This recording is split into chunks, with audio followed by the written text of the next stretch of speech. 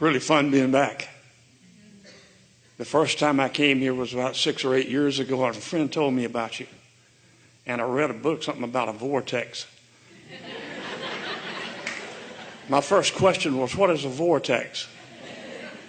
And as we continued to speak, I found out from you that I'm in the vortex more than most people. Yeah. I spent a lifetime solving unsolvable problems. Yeah.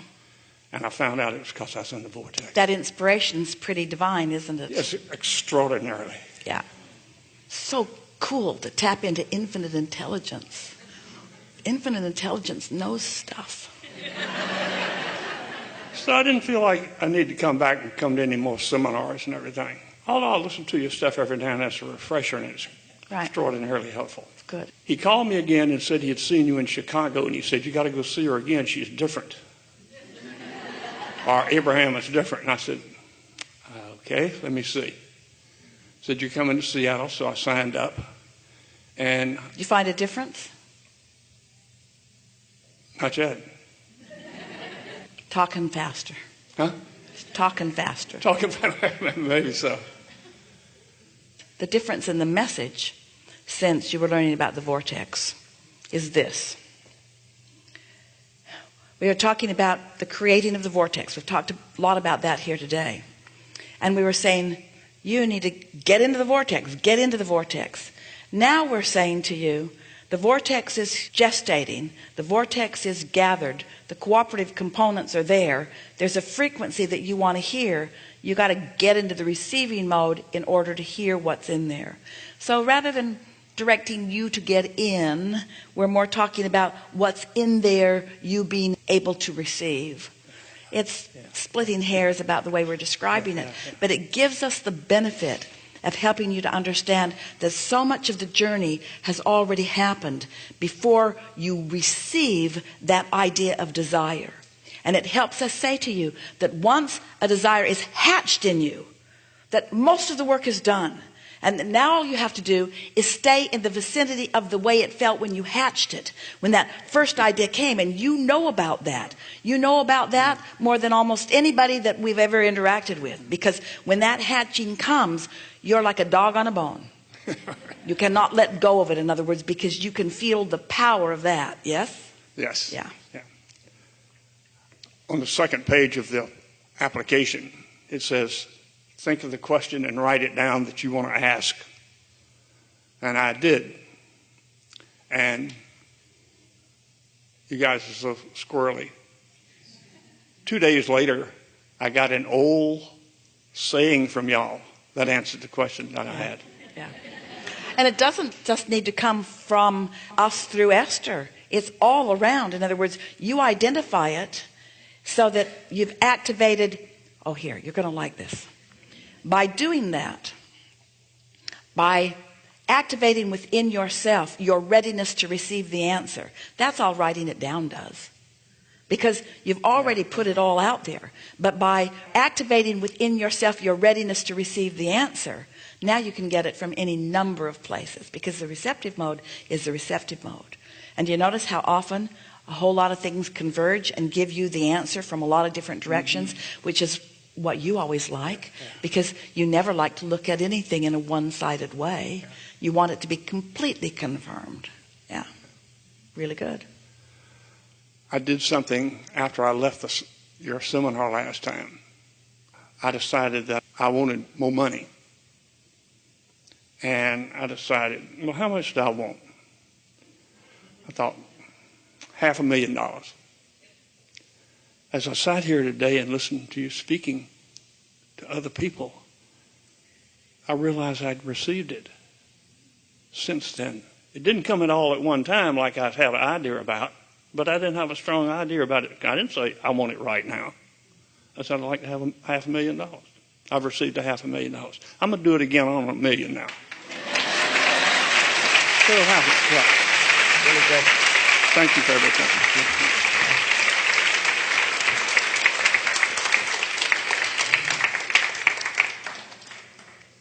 Well, I just want to thank everybody who's asked a question in this workshop, It's been a perfect unfolding. It's perfect, Yes. perfect. Expanded and blew everything out in my mind that I had to ask. Yeah. So I wanted to follow up just a little bit on the gentleman who spoke about the 100 monkey syndrome or story. And I've never heard you say so clearly that we have this mass consciousness vortex. You probably have said it, I just have never heard it. Can you say a little bit more about that as to how it works with that story? Because the way we have it, and you can set us straight, is that the more and more people do a thing or maybe have a way of being, there's a tipping point and we tip in a direction. Well, this is the distinction that we want you to hear. Most of the world is focused only upon manifestations. So you only want to focus upon the monkeys and what they're eating. The vortex is much bigger than what any physicality is allowing at any point in time.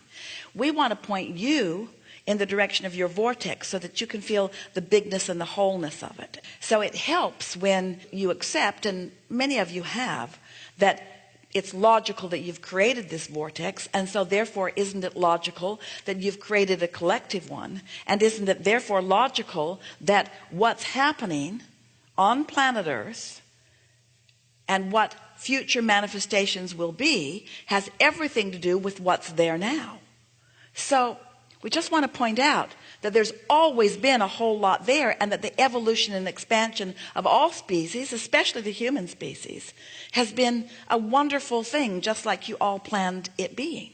But now this is your time. It's why so many, including us, are calling this the time of awakening, because it's the time of consciously focusing yourself in alignment with what you have vibrationally created. So the feeling of joy is more pervasive. The feeling of hands-on creating is more pervasive. There's more joy, more hands-on joy, more feelings of hands in the clay, more feeling of freedom, more sense of autonomy, more sense of right place, right time. And more manifestations that those monkey counters will look at and use as their explanation of humanity and society and what's gone on. But they still are missing the big picture. And the big picture is the collective vortex, because that's where that world peace is that you all want. That's where that harmony, that's where that absence of disease is. That's where the everyone being able to eat. That's where the absence of hunger is. You see what we're getting at? There is so much more that humanity has been seeking. But what is humanity? Humanity is only the culmination of a whole lot of humans who are individually focused and asking for themselves personally, but it has created the vibrational existence of that which you want to call source. So it has created the vibrational existence of the potential for human allowance. But there will always be a gap between what you've created and what you have allowed. If you as an individual can allow yourself to say and mean, nobody else has to figure this out, I've got it. And if you can not feel the need to convince them all, or even to convince a lot of them, if you can just know it and live it and let it be demonstrated to you, then through the clarity of your joyous example, others will catch on too.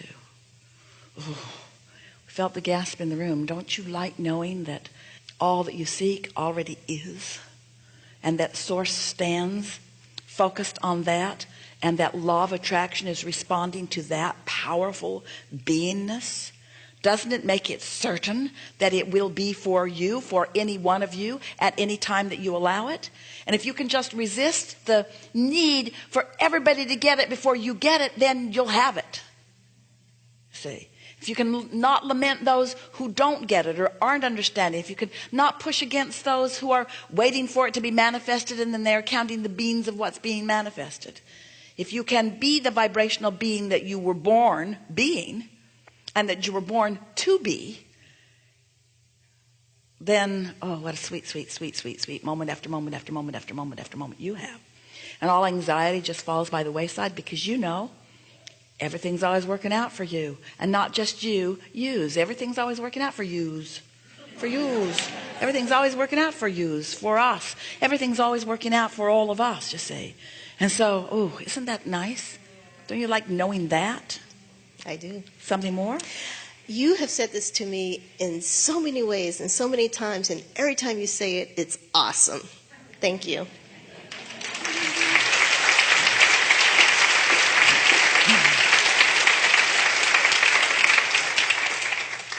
We are appreciating you.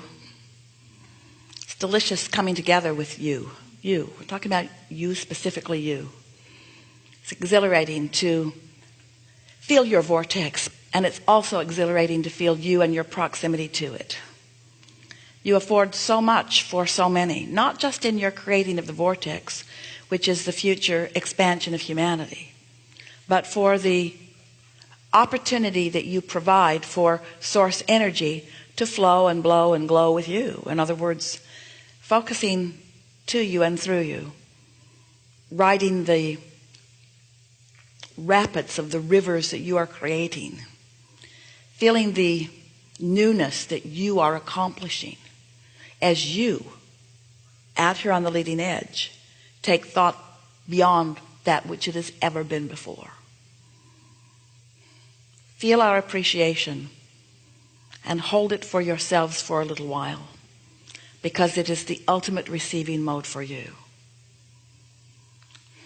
As much as we desire your manifestations to flesh out fully, and they are and will, it's the sweet spot of conscious recognition that you sifted and felt it, that you aligned and felt that you stayed there long enough that you got momentum, and then you got the idea.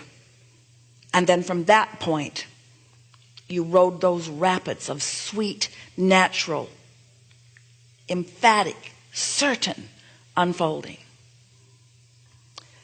If you could be less focused upon the destination and more focused upon how much fun it is right now. Oh, Jerry and Esther got in some whitewater rafting a few years ago. Esther never wanted to get out of that boat because she could feel the power of the stream.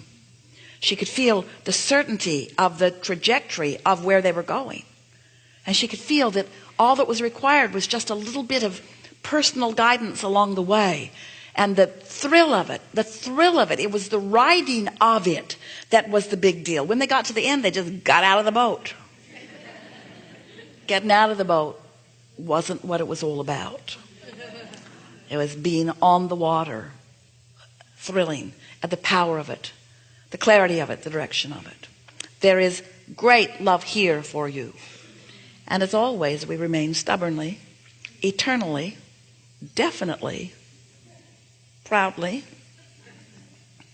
never-endingly, annoyingly in your vortex.